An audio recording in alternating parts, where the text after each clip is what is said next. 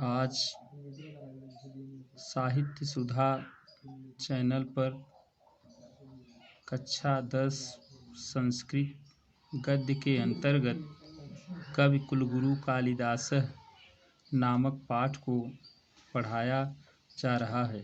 इस पाठ में महाकवि कालिदास की जीवनी के विषय में बताया गया है।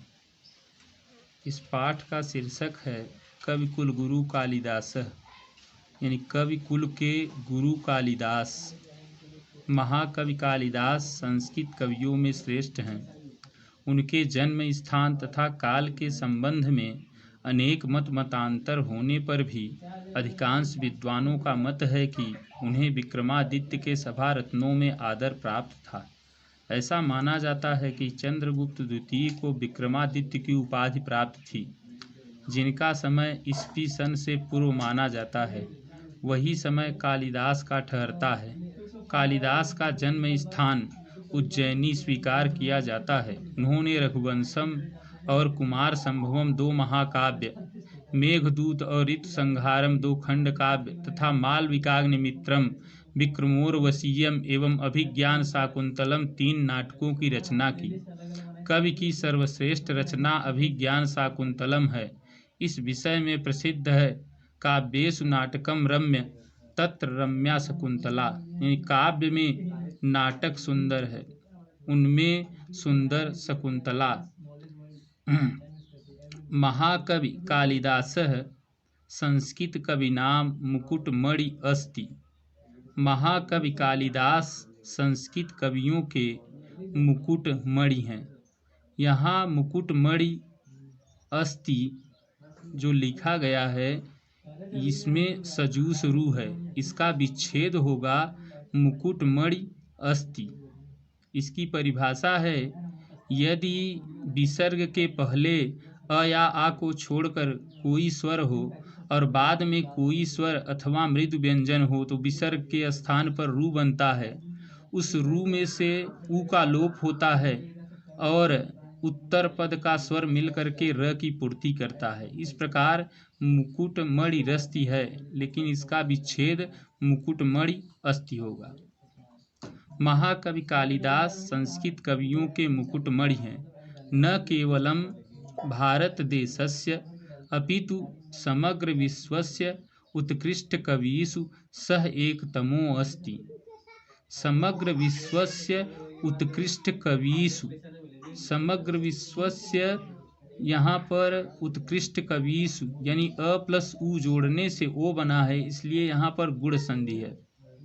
न केवल भारत देश के बल्कि समस्त विश्व के उत्कृष्ट कवियों में वह एक हैं।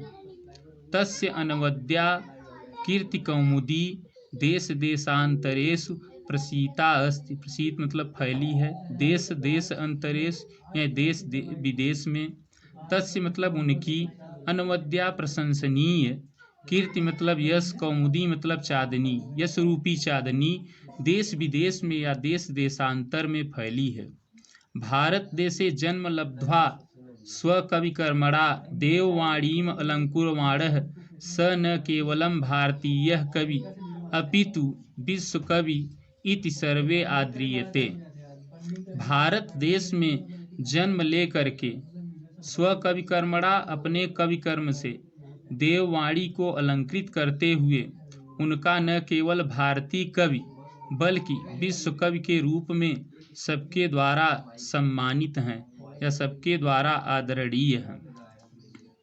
यहाँ पर देववाणीम अलंकुरवाण, यहाँ मो अनुस्वार संधि है।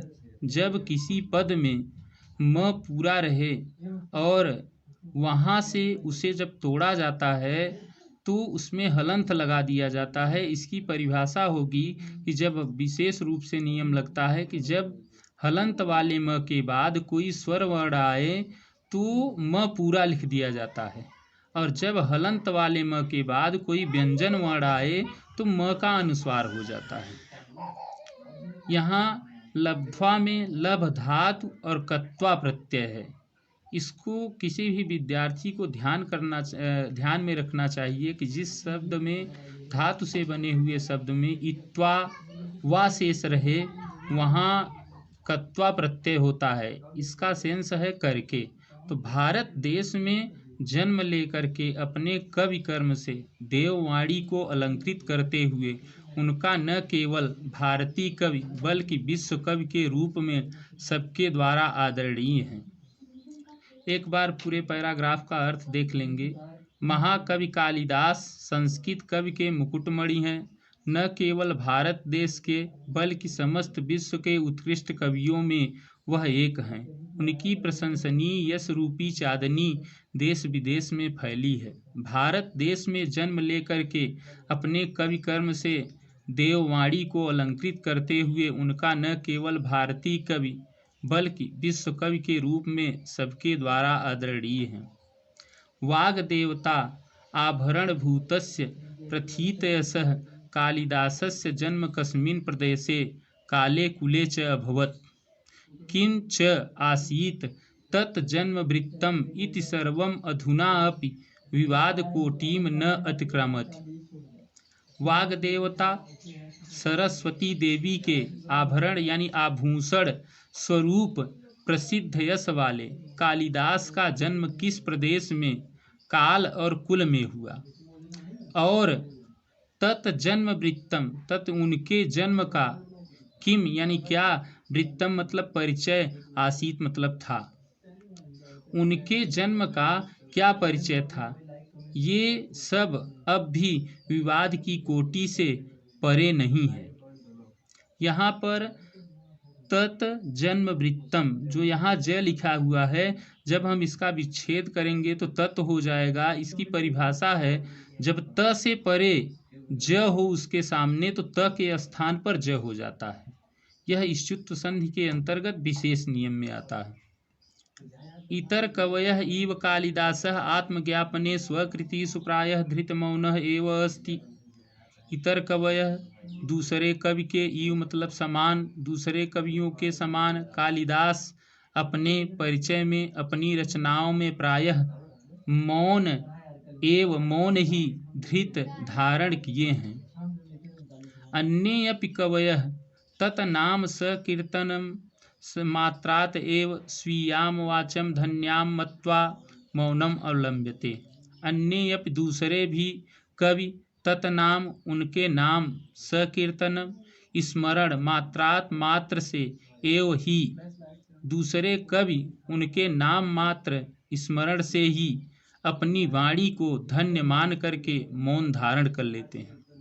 तथापि अंतर्बहि साक्ष्यम अनुसृत्य समीक्षकाः कवि परिचयम यावत् शक्यम प्रस्तुतवन्ति।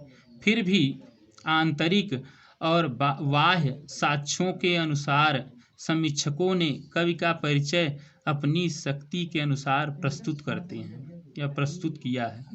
एक बार पूरे पैराग्राफ का अर्थ देख लेंगे।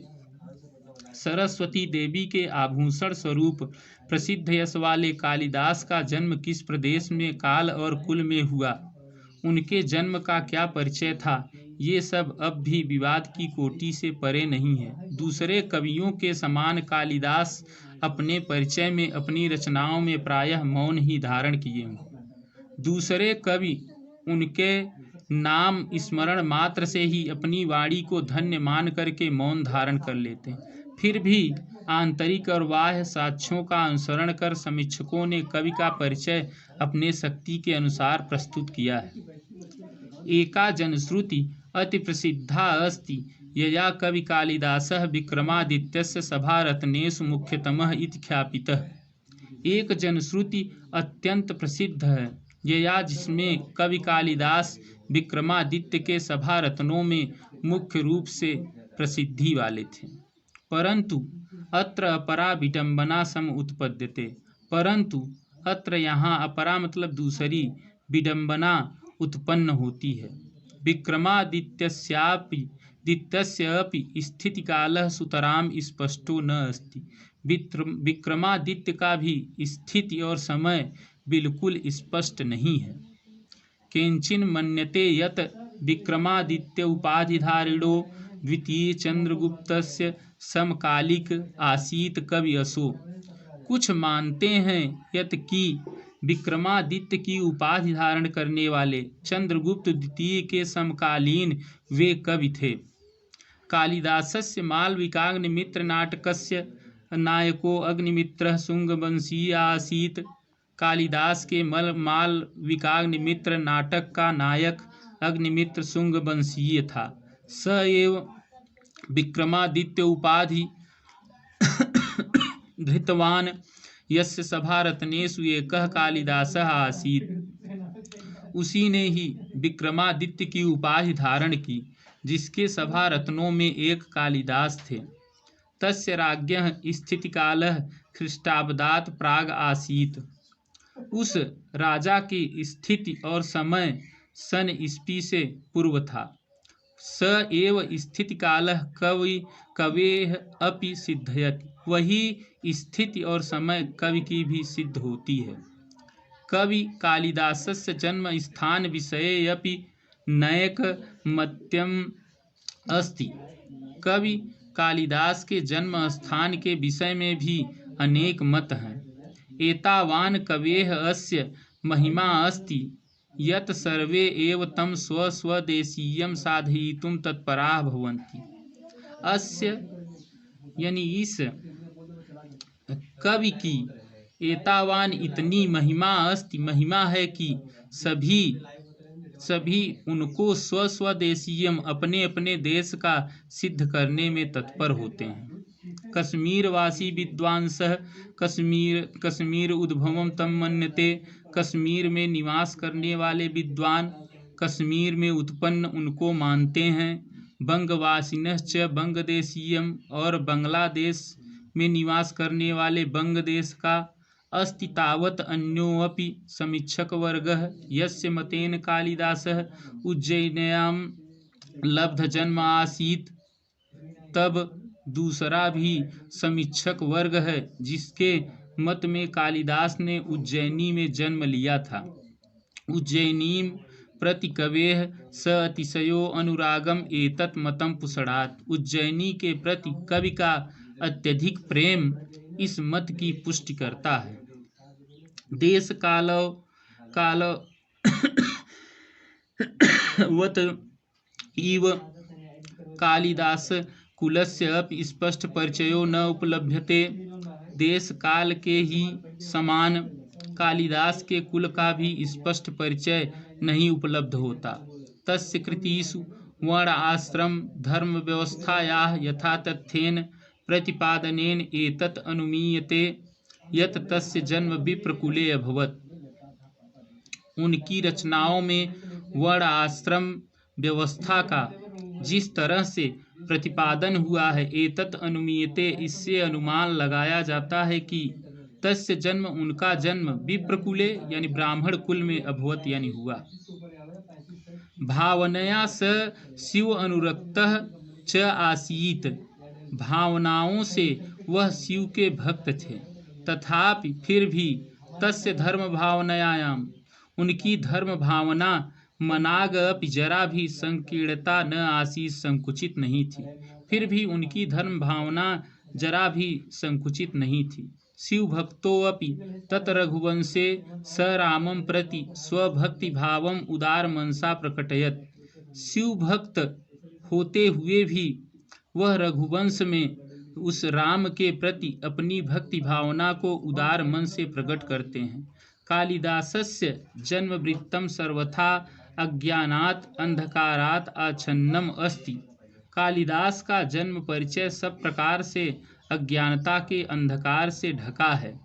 तत् विषयकाः अनेकाः जनश्रुतयः लब्ध प्रसराः सन्ति, किंतु ताः सर्वाः ईर्ष्या कुलूष कषाय चित्तानां कल्पना प्रारूहा एव, अतएव सर्वथा चिंतनीया सन्ति। तत् विषय का उनके विषय में अनेक जनश्रुतियाँ फैली हुई लब्ध यानी प्राप्त संति होती हैं, फैली हुई प्राप्त होती हैं या फैली हुई मिलती हैं, किंतु वे सब ईर्ष्या और कलह से कलुषित मन वालों के कल्पना की उपज ही हैं, इसलिए सब प्रकार से चिंतनीय हैं। एक बार फिर से ऊपर से अर्थ देख लें। एक जनश्रुति अत्यंत प्रसिद्ध है जिसमें कवि कालिदास विक्रमादित्य के सभा रत्नों में मुख्य रूप से प्रसिद्धि वाले हैं, परंतु यहाँ दूसरी विडंबना उत्पन्न होती है। विक्रमादित्य का भी स्थिति और समय बिल्कुल स्पष्ट नहीं है। कुछ मानते हैं कि विक्रमादित्य की उपाधि धारण करने वाले चंद्रगुप्त द्वितीय के समकालीन वे कवि थे। कालिदास के मालविकाग्निमित्र नाटक का नायक अग्निमित्र शुंग वंशीय था। उसी ने विक्रमादित्य की उपाधि धारण की, जिसके सभा रत्नों में एक कालिदास थे। उस राजा की स्थिति और समय सन ईस्वी से पूर्व था। वही स्थिति कवि की भी सिद्ध होती है। कवि कालिदास के जन्म स्थान के विषय में भी अनेक मत हैं। इस कवि की इतनी महिमा है कि सभी उनको अपने अपने देश का सिद्ध करने में तत्पर होते हैं। कश्मीर में निवास करने वाले विद्वान कश्मीर में उत्पन्न उनको मानते हैं और बंगला में निवास करने वाले बंग देश का। तब दूसरा भी समीक्षक वर्ग है जिसके मत से कालिदास ने उज्जैनी में जन्म प्राप्त किया था। उज्जैनी के प्रति कवि का अत्यधिक प्रेम इस मत की पुष्टि करता है। देश काल के समान कालिदास के कुल का भी स्पष्ट परिचय नहीं प्राप्त होता। उनकी रचनाओं में वर्णाश्रम धर्म व्यवस्था का जिस तरह से प्रतिपादन हुआ है, इससे अनुमान लगाया जाता है कि उनका जन्म विप्र ब्राह्मण कुल में हुआ। भावनाओं से वह शिव के भक्त थे, फिर भी उनकी धर्म भावना जरा भी संकुचित नहीं थी। शिव भक्त होते हुए भी वह रघुवंश में उस राम के प्रति अपनी भक्ति भावना को उदार मन से प्रकट करते हैं। कालिदास का जीवन वृत्तांत सब प्रकार से अज्ञानता के अंधकार से ढका है। उनके विषय में अनेक जनश्रुतियाँ फैली हुई प्राप्त हैं, किंतु वे सब ईर्ष्या और कलह से कलुषित मन वालों की कल्पना की उपज ही हैं, इसलिए सब प्रकार से चिंतनीय है।